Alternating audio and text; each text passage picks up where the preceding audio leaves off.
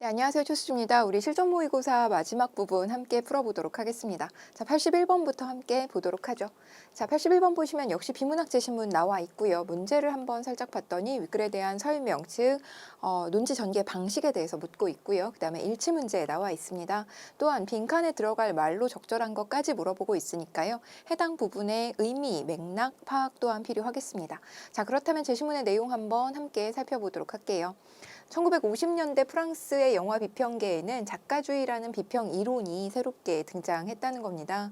작가주의란 감독을 단순한 연출자가 아닌 작가로 간주하고 작품과 감독을 동일시하는 관점을 작가주의라고 합니다.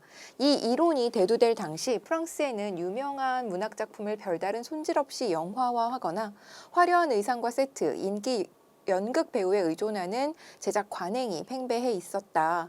작가주의는 이렇듯 프랑스 영화에 만연했던 문학적이고 연극적인 색채에 대한 반발로 주창되었다라는 겁니다. 그래서 프랑스 영화 비평계에 기존의 어떤 프랑스의 영화 제작 방식에 대한 반발로 인해서 이런 작가주의라는 것이 등장하게 되었다라는 것이죠.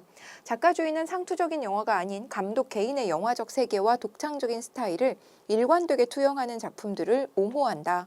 감독의 창의성과 개성은 작품 세계를 관통하는 감독의 세계관 혹은 주제의식, 그것을 표출하는 나름의 이야기 방식, 그리고 고집스럽게 되풀이되는 특정한 상황이나 배경 혹은 표현 기법 같은 일관된 문체상의 특징으로 나타난다는 겁니다. 한편 작가주의적 비평은 영화 비평계에 중요한 영향을 끼쳤는데 그 중에서도 주목할 점은 헐리우드 영화를 재발견한 것이다. 헐리우드에서는 일찍이 미국의 대량 생산 기술을 상징하는 포드 시스템과 흡사하게 제작 인력들의 능률을 높일 수 있는 표준화, 분업화한 방식으로 영화를 제작했고요. 이에 따라 재정과 행정의 총괄자인 제작자가 감독의 작업 과정에도 관여하게 되었고, 감독은 제작자의 생각을 화면에 구현하는 역할에 머물렀다라는 것이죠.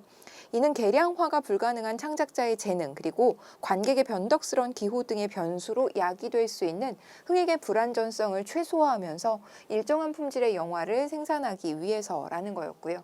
그러나 작가주의적 비평가들은 어떠했다라는 것이고, 작가주의적 비평가들은 제한적인 제작 여건이 오히려 감독의 의식과 도전의식과 창의성을 이끌어낸 사례들에 주목한 것이다. 그에 따라 B급 영화와 그 감독들마저 수혜자가 되기도 했다라는 겁니다.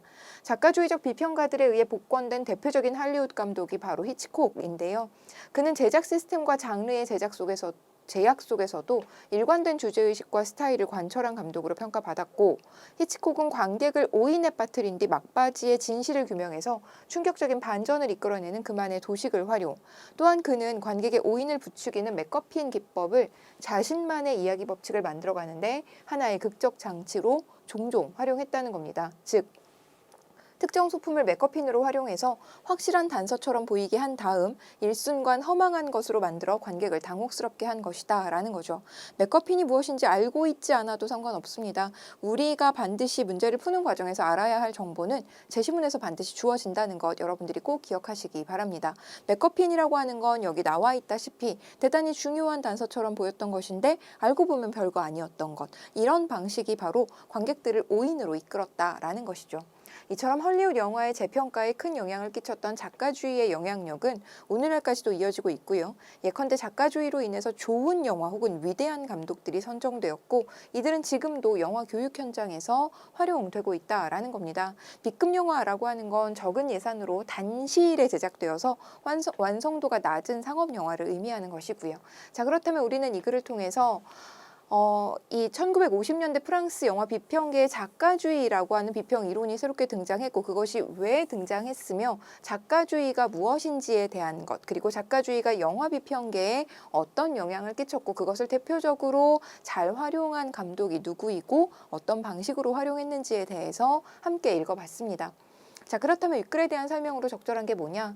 작가주의가 대두된 여러 요인을 소개하고 있다라는 것. 그렇죠. 여러 요인이라고 볼 수는 없습니다. 기존의 어떤 방식에 대한 반발로 일어났다라는 것이지 그 요인 자체를 여러 가지로 이야기하고 있는 것은 아니었죠. 2번 보시면 작가주의의 발전 과정을 시대별로 순차적으로 제시하고 있는 것은 아니기 때문에 역시 적합하지 않겠고요. 작가주의를 그 개념과 사례를 통해 그렇죠. 우리가 읽은 내용이 바로 이거잖아요. 따라서 정답 3번 고르시는데 크게 문제 없겠습니다. 만약에 81번 하나만 나왔다면 우리가 제시문 전체를 이렇게 다 읽지 않아도 풀 수 있는 문제였을 겁니다. 제시문의 초반부와 후반부 정도만 살펴보셔도 정답 고르는 데는 전혀 문제가 없었겠습니다만 어차피 우리 일치 문제도 풀어야 되잖아요. 같이 한번 살펴보도록 하죠. 네, 1번 선택지 보시겠습니다. 작가주의는 제작자의 생각이 잘 구현된 영화를 선호한다라는 겁니다. 이 제작자의 생각이 잘 구현된 영화를 선호하는 것은 헐리우드 시스템이죠. 예, 그래서 실제로 당시 포드 시스템과 흡사하게 능률을 높일 수 있는 표준화 분업화 그리고 그에 따라서 제작자가 감독의 작업 과정에도 관여하게 되었다라는 것은 작가주의적 비평이 아니라 그렇죠. 헐리우드 시스템에 대한 이야기니까요. 1번 선택지 일치하지 않겠고요. 2번 보시면 맥커피는 스릴러 영화에서 진실을 규명하는 핵심 단서가 아니라 알고 보니 별거 아닌 것에 해당되는 것이었죠. 따라서 2번도 적합하지 않겠습니다. 헐리우드 영화가 재평가된 것을 계기로 작가주의가 대두되었다라는 것 역시 적합하지 않죠. 제시문의 내용과 일치하지 않습니다. 지금 앞부분의 내용 보시면 헐리우드 영화의 재평가에 큰 영향을 끼쳤던 작가주의의 영향력이라고 했으니까 일치하지 않는 것을 확인할 수 있을 겁니다. 4번 보시면 작가주의는 영화 작품과 감독이 별개의 지위를 갖는다고 생각한다. 영화 작품 이퀄 감독이라고 생각한다라는 거 우리 제시문의 초반부 통해서 확인했었습니다. 5번 보시면 헐리우드는 흥행의 안정성을 위해서 감독의 개성적 표현을 제한했다. 그렇죠. 뭔가 감독의 개성이라든가 또는 관객들의 어떤 변덕스러운 마음 이런 것들로부터 벗어나서 안정적인 흥행을 위해서 어떤 시스템을 마련했다라는 것이 헐리우드 영화의 특성이었으니까요. 5번 선택지 제시문과 일치하는 것 확인할 수 있겠습니다. 자, 그 다음에 83번도 보도록 하죠. 가에 들어갈 말로 적절한 게 뭐냐라는 거예요. 가 부분 다시 한번 살펴보겠습니다. 헐리우드 같은 경우에는 흥행의 불안전성을 최소화하면서 일정한 품질의 영화를 생산하기 위해서 이렇게 했다라는 겁니다. 그러나 작가주의적 비평가들은 어떠했다라는 거 역접의 접속 표현 사용되고 있다는 거 확인하셔야 되겠고 작가주의적 비평가들은 제한적인 제작 여건이 오히려 감독의 도전의식과 창의성을 이끌어낸 사례들에 주목했다라는 겁니다. 그에 따라 B급 영화와 그 감독들마저 수혜자가 되기도 했다라는 것이고요. 그렇다면 내가 지금 무엇을 읽었는지 집중하셔야 되겠습니다. 일정한 품질의 영화를 생산하기 위한 헐리우드 시스템이 아니라 작가주의적 비평가들은 그것과 반대의 지점에 놓여 있었다. 그것과 반대로 생각했다라는 이야기가 되겠죠.